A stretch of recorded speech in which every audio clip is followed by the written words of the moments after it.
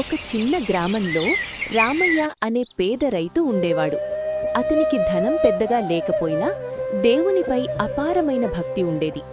ప్రతి ఉదయం సూర్యుడు ఉదయించకముందే లేచి తన చిన్న గుడిసె పక్కనే ఉన్న పాత శివాలయానికి వెళ్లి శివలింగానికి నీరు పోసి ప్రార్థించేవాడు. ఒకరోజు తీవ్రమైన కరువొచ్చింది. పంటలు పండలేదు, ఇంట్లో తిండి కూడా తక్కువైంది. ఆ రోజు రామయ్య దగ్గర ఉన్నది ఒక్క ముద్ద అన్నమే. అదే సమయంలో ఒక వృద్ధుడు అలసిపోయిన శరీరంతో రామయ్య ఇంటి ముందు నిలబడి, నాన్నా, 2 రోజులు ఆకలితో ఉన్నాను, కొంచెం తిండి ఇస్తావా అని అడిగాడు. రామయ్య క్షణం ఆలోచించాడు. ఇదే నా చివరి ఆహారం, కాని ఈయన ఆకలి?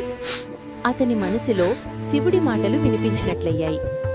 ఇతరుల ఆకలి తీర్చడమే నిజమైన పూజ. వెంటనే రామయ్య తన ఒక్క ముద్ద అన్నాన్ని ఆ వృద్ధుడికి ఇచ్చాడు. వృద్ధుడు చిరునవ్వుతో తినగానే ఒక్కసారిగా అదృశ్యమయ్యాడు. అదే క్షణంలో శివుడు ప్రత్యక్షమయ్యాడు. శివుడన్నాడు, రామయ్య, నువ్వు నన్ను పూలతో కాదు, త్యాగంతో పూజించావు. నీ భక్తి నిజమైనది. ఆ రోజునుంచే రామయ్య జీవితం మారింది. వర్షాలు కురిశాయి, పంటలు పండాయి. కానీ రామయ్య మాత్రం అదే వినయంతో, అదే భక్తితో జీవించాడు. తమసో మా జ్యోతిర్గమయ. ఓం శాంతి శాంతి శాంతి.